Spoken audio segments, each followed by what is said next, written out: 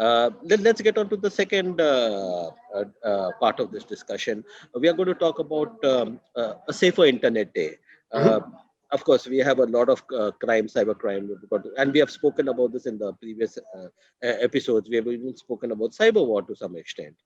But having said that, I think here what is interesting is that the government is talking about creating its own internet with the root servers, and I think the investment of 10 crore. Uh, a kind of a I get the sense that this is a kind of a intranet kind of stuff that we are trying to create out here. I'm not too sure. IPv6. Yes, we require domain addresses, but I I'm a little I'm reserving my opinions on this that till I see the specs and understand it a little more. So, Leslie, are we going to discuss moving from one observatory to another? I mean, This is give me what a I was. break. Really? I mean, okay, so you want to create your own internet. Fantastic thought. And are you going to create it in 10 crores? I Are didn't you kidding understand me? that. I mean, this is so there is something called, stupid, there's something called absurd, there's something called fantastic. Mhm. This is bordering on fantastic. I don't know who's thought of it. Honestly, I would like to meet the Mandarin who's thought of it. But the fact is that, it is like saying that, I don't know whether when you were kids, we used to play with this bat and the ball, right? And the kid who had the bat, if he got out, he would walk home with the bat. Okay. And he would say, my bat, I'm not going to play. This is like that. I mean, are we creating something which already exists? Billions of people are out there. Instead of making that a safe place, instead of making sure that that is taken care of, my fundamental governmental duties of law enforcement, protection, enforcement of rules, okay, I mean, our IT Act is fairly strong, Very, okay. very strong. So instead of doing that, we are getting into the new, bandwagon of saying that, okay, let's create our own internet, Yeah, you let's know, control it. let's control it. I mean, what are you going to do? You're going to move a billion people from where they are to your, Bharat Internet, Bharat Net services or something like that. I mean, it's like I said. I mean, it's just absurd, really Yeah, absurd. this is more the China model. Like it doesn't seem to be an India model. Yeah, but China also has the same internet. It's just that they put controls on it. Sure, sure. That's all.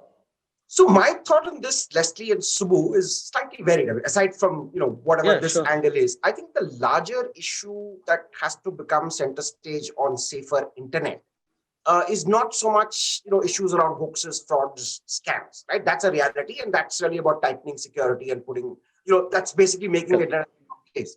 I think the bigger issue that needs a little kind of discussion is really kind of bringing civility back into Exactly. internet conversations. The whole issue of hate speech, of discrimination. I think these Lord, are issues that are being ignored, and that is how the third part. that become critical to the discussion. So that we're going to get it in the third part of the discussion, which we're going to talk about. Yeah, We but then this discussed is the a genesis, right? I mean, Absolutely. when yeah. you say So I safe internet day, I mean, it is like, Women's Safety Week. It means nothing. All that it means is that the blokes who are whistling at the women will stop for a week, hopefully. Okay? They don't. But no long-term. Exactly. These are gimmicks. These are just gimmicks.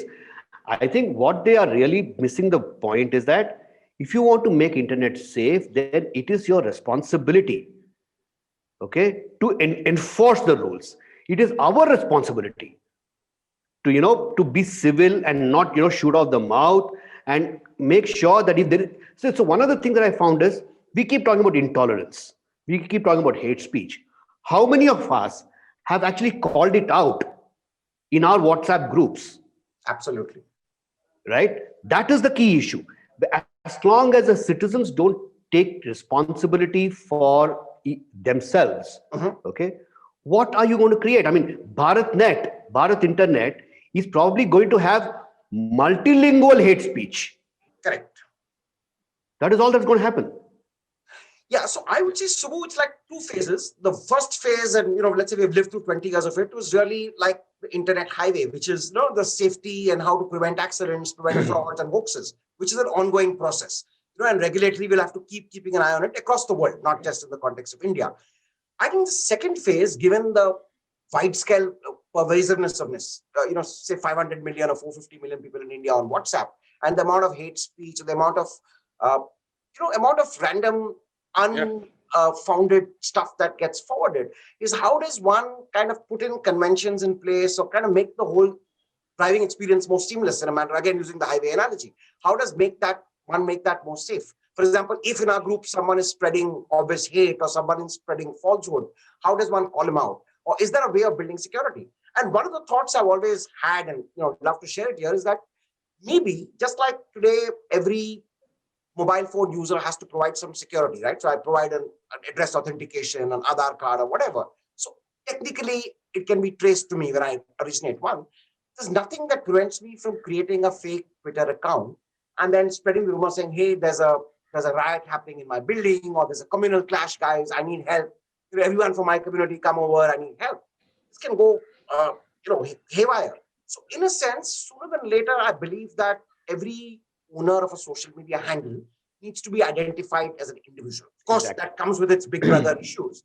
But I just believe that it's too dangerous a tool to go ungoverned, and I can impersonate anyone. I mean, I can say I'm Leslie today, and I can, call out to some kind of stuff. And before the real Leslie stands up and says that's not me, I could have spread enough of hate or enough of misinformation.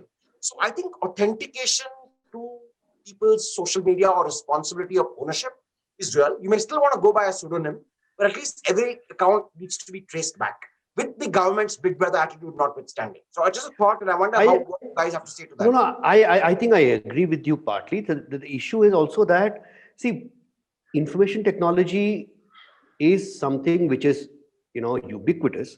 At the same time, it is traceable. Okay. I think what we have to do, like we have done in other crimes, we have to make an example. We have to have rapid and stringent, repercussions that have to be faced by these guys. Make 2 or 3 examples, and then at least some part of the population will stop. See, a lot of people today don't even know that forwarding a hate mail is a crime. Yeah.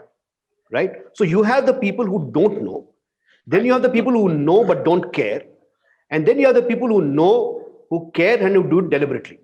But Subbu, probably also, I think from a philosophical point of view, because much of this actually is a philosophical debate, much of it is also a religious debate, much of it is a social debate.